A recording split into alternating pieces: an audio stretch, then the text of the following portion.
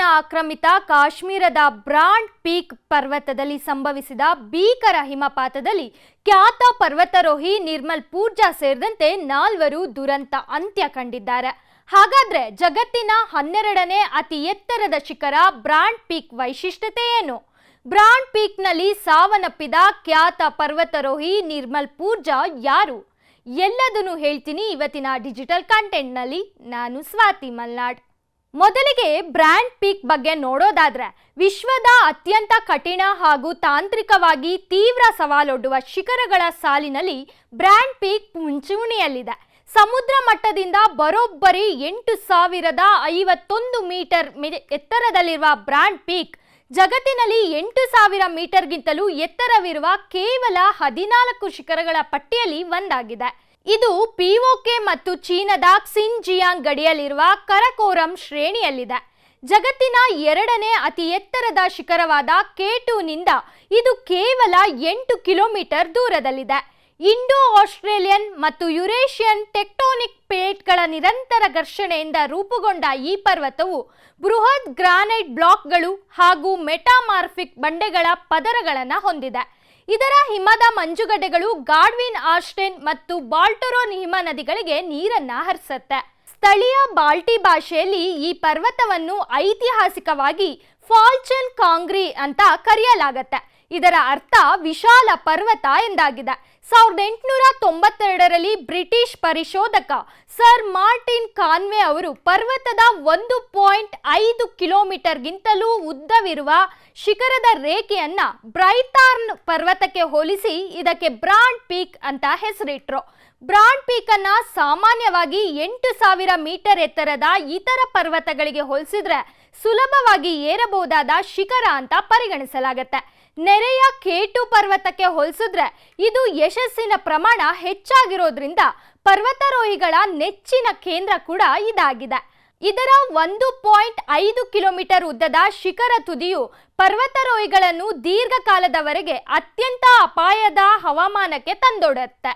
ವಿಶೇಷವಾಗಿ ಕ್ಯಾಂಪ್ 2 ಮತ್ತು ಕ್ಯಾಂಪ್ 3ರ ನಡುವಿನ ಇಳಿಜಾರುಗಳು ಭೀಕರ ಹಿಮಪಾತಕ್ಕೆ ತುತ್ತಾಗತ್ತೆ. ಈ ಹಿಂದೆ 2003ರ ಜುಲೈ 21ರಂದು ಸಂಭವಿಸಿದ ಹಿಮಪಾತವು ದಕ್ಷಿಣ ಕೊರಿಯಾದ 3 ಪರ್ವತಾರೋಹಿಗಳನ್ನ ಬಲಿ ಪಡೆದಿತ್ತು. ಹಾಗೆಯೇ 2015ರ ಜುಲೈ 20ರಂದು ಉಷ್ಣಾಂಶ ಏರಿಕೆಯಿಂದ ಸಂಭವಿಸಿದ ಹಿಮಪಾತಕ್ಕೆ ಪಾಕಿಸ್ತಾನದ ಒಬ್ಬರು ಪ್ರಾಣ ಕಳೆದುಕೊಂಡಿದ್ರು.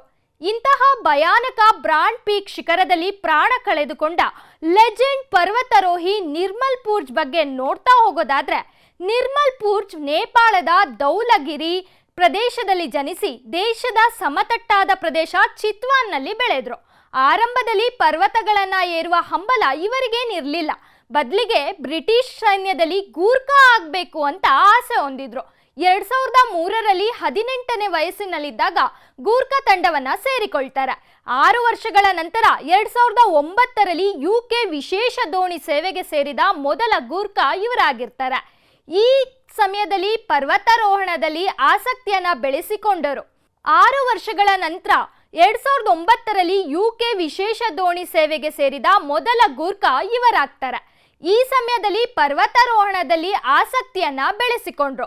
2012ರಲ್ಲಿ ಡಿಸೆಂಬರಲ್ಲಿ ಎವರೆಸ್ಟ್ ಬೇಸ್ ಕ್ಯಾಂಪ್ಗೆ ಚಾರಣಕ್ಕೆ ಹೊರಟರು. ಈ ಅನುಭವವು ಪರ್ವತಗಳ ಮೇಲಿನ ಅವರ ಉತ್ಸಾಹವನ್ನ ಮತ್ತಷ್ಟು ಹೆಚ್ಚಿಸಿತು. ಸ್ವಲ್ಪ ಸಮಯದ ನಂತರ ಅವರು ತಮ್ಮ ಮಾರ್ಗದರ್ಶಿಯೊಂದಿಗೆ ಲೊಬಾಚೆ ಪೂರ್ವವನ್ನ ಯಶಸ್ವಿಯಾಗಿ ಏರಿದ್ರು.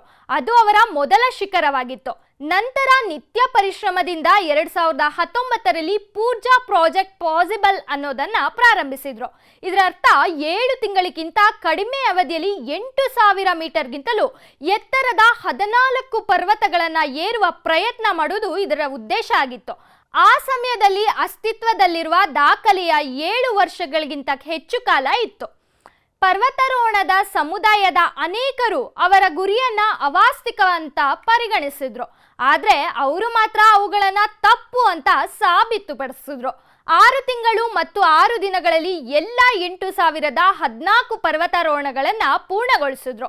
2022ರಲ್ಲಿ ಅವರು 8 ದಿನಗಳು 23 ಗಂಟೆ 10 ನಿಮಿಷಗಳಲ್ಲಿ ಆಮ್ಲಜನಕವಿಲ್ಲದ ಕಾಂಚನಜುಂಗ, ಎವರೆಸ್ಟ್ ಮತ್ತು ಲೋಟ್ಸೆ ಶಿಖರಗಳನ್ನು ಏರಿದ್ರು.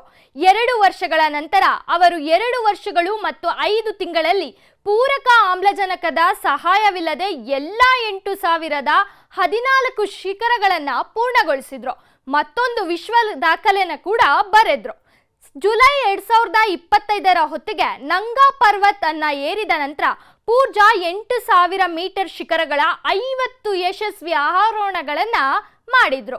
ಜುಲೈ 2025ರ ಹೊತ್ತಿಗೆ ನಂಗಾ ಪರ್ವತ್ ಅನ್ನು ಏರಿದ ನಂತರ ಪೂರ್ಜಾ 8,000 ಮೀಟರ್ ಶಿಖರಗಳ 50 ಯಶಸ್ವಿ ಆರೋಹಣಗಳನ್ನ ಮಾಡಿದ್ರು.